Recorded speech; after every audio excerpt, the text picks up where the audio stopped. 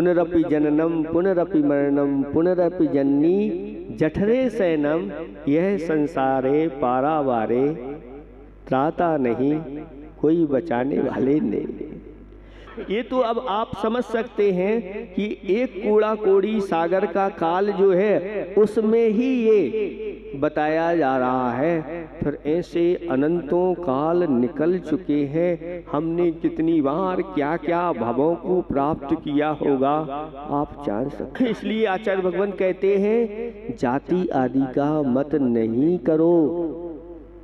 ये मद जो है हमारा दम निकाल देता है, यानी बार बार एक इंद्रिय आदि जातियों में हम उत्पन्न होते हैं और मरण करते हैं। ऐसी कौन सी जाति है जिसमें आप उत्पन्न नहीं हुए हो? इसलिए जाति आदि का मद ना करके और अपने कल्याण का मार्ग प्रशस्त करना चाहिए। ऐसे करते करते एक बार वह जीव उसने संयम को धारण किया और संयम को धारण करने के बाद निदान कर लिया। क्या निदान कर लिया? कि मुझे भी इस प्रकार के 3 खंड के वैभव आदि मुझे भी प्राप्त हो। तो स्वर्ग में जाकर के वहाँ के सुख प्राप्त किए और फिर यहाँ 3 खंड के अधिपति त्रिपृष्ठ नाम के नारायण हुआ।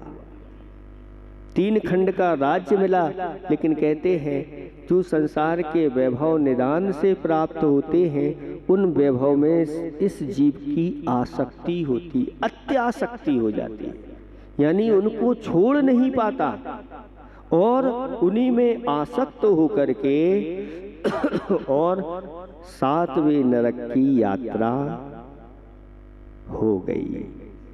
तपेश्वरी सो स्वर्गेश्वरी, स्वर्गेश्वरी सो भोगेश्वरी और भोगेश्वरी सो नरकेश्वरी, यानी सब जगह के नीचे के भी ईश्वर बन जाते हैं, अधोलोक के ईश्वर बन जाते हैं। अगर भोगों में जो लिप्त हो जाते हैं उनकी दशा होती है और वहां से फिर 33 सागर के दुखों को प्राप्त होकर के वहां से निकल करके सिंह की पर्याय प्राप्त की और उस सिंह ने अनेक जीवों को सताया। उसके परिणाम स्वरूप मर करके फिर पहले नरक में चला गया और वहां असंख्यात वर्षों के दुखों को उठा करके फिर वहां से निकल करके फिर सिंह बन गया और वह सिंह एक दिन एक हिरण को मार करके खा रहा था कि 2 चारण ऋद्धिधारी मुनिराज वहां से आए। वो चारण ऋद्धि महाराज उन्होंने सुना था कि इस अवसर्पणी काल में जो अंतिम 24वें तीर्थंकर होना है वो जीव अभी सिंह की पर्याय में है और 10वें भाव में उसको तीर्थंकर बनना है। तो उन दोनों मुनिराजों ने जाकर के उस सिंह के लिए संबोधन किया और जब सिंह को संबोधन किया तो उस सिंह को जाति स्मरण हो गया और अतीत के आंगन में वह जाति स्मरण के माध्यम से पहुंच गया और जब अतीत के दुखों को जाति स्मरण में देखा तो घबरा गया और आंखों में से अश्रु की धारा और हाथ जोड़ करके मुनिराजों के सामने वह सिंह है बैठ गया और मुनिराजों ने धर्म का उपदेश दिया और ऐसा उपदेश दिया, सच्चे देव शास्त्र गुरु का स्वरूप बताया, सच्चे तत्व का स्वरूप बताया और उस सिंह ने मिथ्यात का त्याग कर दिया और सम्यक दर्शन की प्राप्ति हो गई। और एक सिंह सिंह होकर के आंखों में से अश्रु बहा रहा है, वहां पर आचार्य भगवंतों ने वर्णन किया कि अश्रु के बहाने अपने पापों को ही बाहर निकाल रहा है। और उस सिंह ने उन मुनिराजों से 12 व्रतों को अंगीकार किया। 5 अणुव्रत, 3 गुणव्रत, 4 शिक्षा व्रत, ऐसे 12 व्रतों को धारण करके वह सिंह पंचम गुणस्थान वर्ती हो गया और अपनी चर्या ऐसी करने लगा कि वह जब पानी पीता था तो धूप से जहाँ पानी वह तप जाता था, उस तपे हुए पानी का सेवन करता था। वह जब भूख लगती थी तो सूखे पत्तों को खा करके वह भगवान का नाम लेते हुए अब वह किसी जीव को सताता नहीं था। क्या सिंह की पर्याय में भी इस प्रकार की चर्या उसने की और अंत समय में सल्लेखना धारण करके और मरण करके स्वर्गों में जाकर के रिद्धिधारी देव बन गया। उस सिंह पर्याय से ही अब शुरुआत हो गई। कहते हैं कि अगर अपने जीवन में एक बार समाधि मरण हो जाए तो फिर सुदेवत्व और सुमानुषत्व, ज्यादा से ज्यादा कितना, तो कहते हैं कि बस 8 भाव बचते हैं। 9वें भाव में तो मोक्ष की प्राप्ति हो जाती है। ज्यादा से ज्यादा 8 भाव संसार में, और फिर स्त्री आदि पर्याय नहीं मिलती, स्थावर आदि पर्याय नहीं मिलती, विकलत्रय के जन्म नहीं होते, भवनवासी आदि व्यंत्र आदि जो है उन देवों में जन्म नहीं होता। सुमानुत सुदेवत्व, उत्तम देव मनुष्य, उत्तम देव मनुष्य होकर के, और ऐसा ही हुआ कि ऊपर जाकर के देव बने, फिर नीचे आए, मनुष्य पर्याय प्राप्त की, फिर संयम धारण किया, ऊपर गए, फिर ऐसे करते हुए एक बार चक्रवर्ती का वैभव भी प्राप्त हो गया। और 6 खंड के अतिपति बनकर के 6 खंड के सुखों को प्राप्त किया और अंत समय में संन्यास धारण करके फिर जाकर के देवत्व को प्राप्त कर लिया। और वहां से आकर के फिर मनुष्य पर्याय प्राप्त करके संयम को धारण किया, और संयम के साथ साथ सुत केवली के पाद मूल में 16 कारण भावनाएं भाली और वहीं पर तीर्थंकर प्रकृति का बंद कर लिया। और तीर्थंकर प्रकृति का बंद करके और जाकर के 16वें स्वर्ग में उत्पन्न हो गए, और वहां से च्युत होकर के 16वें स्वर्ग के 22 सागर के सुखों को प्राप्त होकर के, और फिर वहां से आकर के यहाँ पर त्रिशला नाम की जो रानी थी, उन त्रिशला के गर्भ में महावीर के रूप में आ गए। और आज का ही वो दिन था, चैत्र शुक्ला त्रयोदशी के दिन उनका यहाँ पर जन्म हुआ, और जन्म धारण करके उन्होंने 28 या 30 वर्ष ब्रह्मचर्य के साथ ब्रह्म कुमार काल उन्होंने निकाला, और विचार किया कि आयु ज्यादा नहीं है, मात्र 72 वर्ष की उनकी आयु थी। 30 वर्ष तो घर में निकल गए, कितने बचे? 42,000 वर्ष। और अगर शादी विवाह कर लिया तो ये हमारे वर्ष यूं ही निकल जाएंगे, साधना तपस्या कब होगी? तो उन्होंने आजीवन ब्रह्मचर्य व्रत धारण करके दीक्षा को धारण कर लिया, और 12 वर्ष तक उन्होंने ऐसी तपस्या की और 12वें वर्ष में उनको केवल ज्ञान की प्राप्ति हो गई और भगवान का समो शरण लगा। और जिस समो शरण में चारों निकायों के देव और देवियां आकर के, मनुष्य और त्रियंच आकर के भगवान के शरण में आकर के उन्होंने धर्म लाभ लिया और कई जीवों का कल्याण हुआ और अंत समय में बाकी के जो बचे हुए कर्म थे उनको नष्ट करके शाश्वत सुख को प्राप्त कर लिया। तो आचार्य भगवंत कहते हैं कि चिर अपावन है रहा हम सबका इतिहास, आज स्वर्ण सा दमक रहा कल खानों में बास।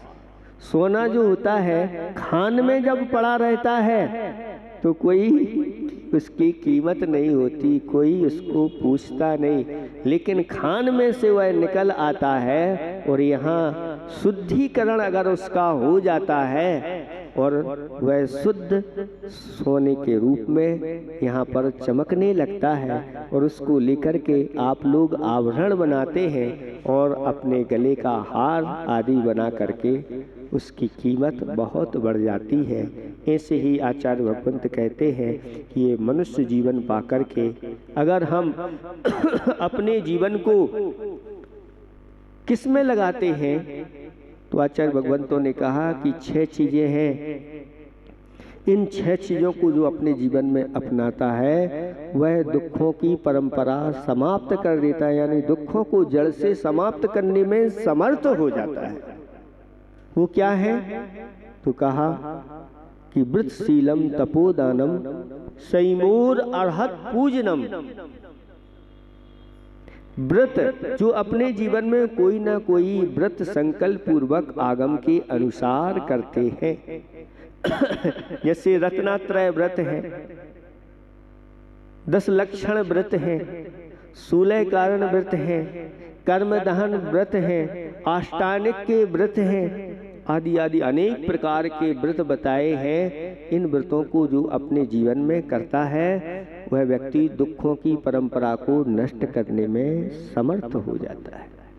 व्रतशीलम जो अपने जीवन में शील का पालन करता है, ब्रह्मचर्य का पालन करता है। कहते हैं एक दिन का अब्रह्म जो किया जाता है, एक दिन का अब्रह्म 9 लाख जीवों का उसमें घात होता है, इतना पाप का संचय होता है।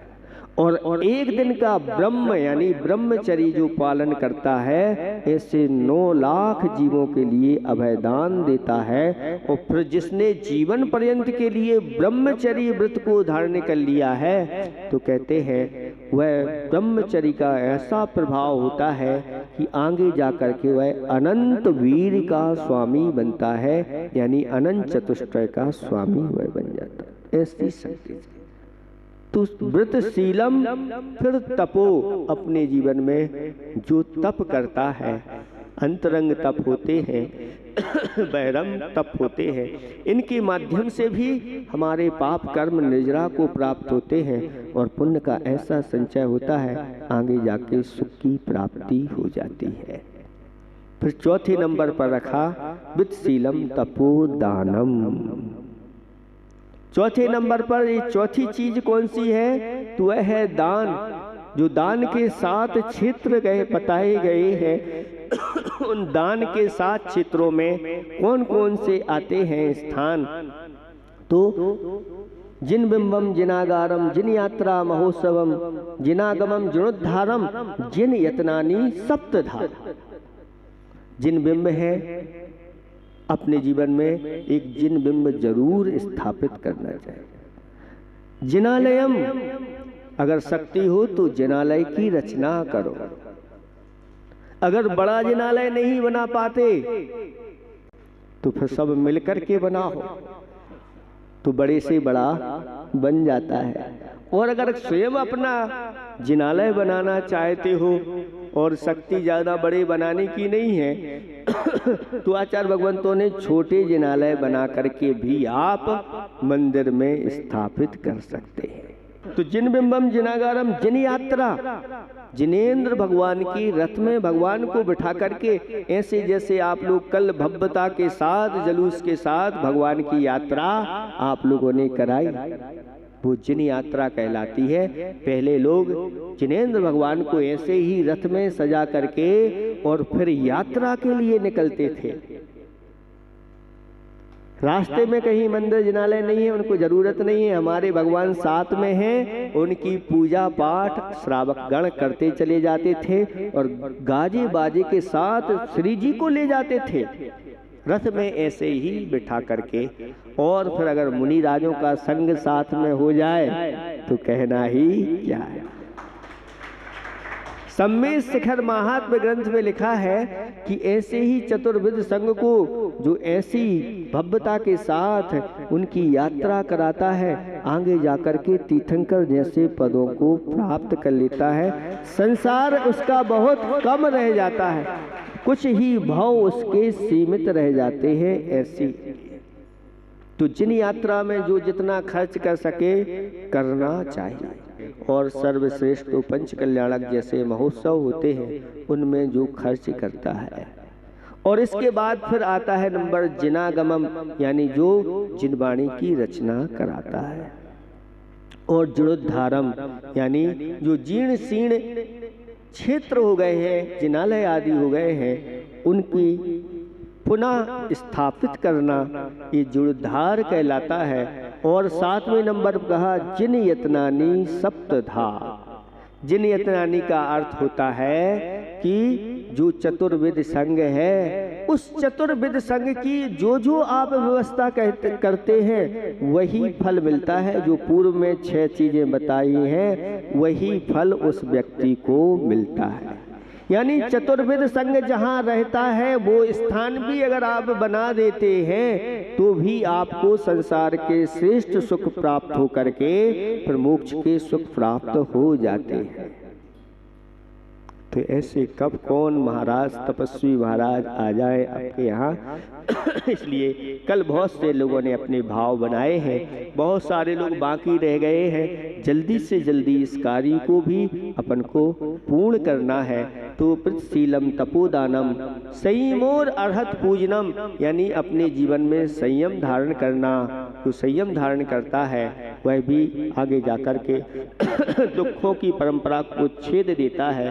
और अर्हत पूजनम, जिनेंद्र भगवान का जो प्रतिदिन अभिषेक पूजन आदि करते हैं, भक्ति आराधना करते हैं, ये 6 चीजें हैं। ये 6 चीजें दुखों को जड़ से समाप्त कर देती है। इसमें किसी प्रकार का कोई संशय नहीं करना। समय बहुत हो गया है, इतना ही हम पर्याप्त समझते हैं। और आप वीर के अतीत के आंगन में अभी चले गए थे, ये तो वीर का आंगन था। आप सब भी वीर हैं। आपके आंगन अतीत के आंगन में क्या क्या कैसी कैसी घटनाएं घटी होगी कह नहीं सकते। इसलिए अब हमारा अगला भाव सर्वश्रेष्ठ बने, ऐसी भावना के साथ अपने जीवन को ऐसे ही इन 6 कार्यों में लगाना, आपका जीवन सफल बने। इन्हीं भावना के साथ अहिंसा परमो धर्म की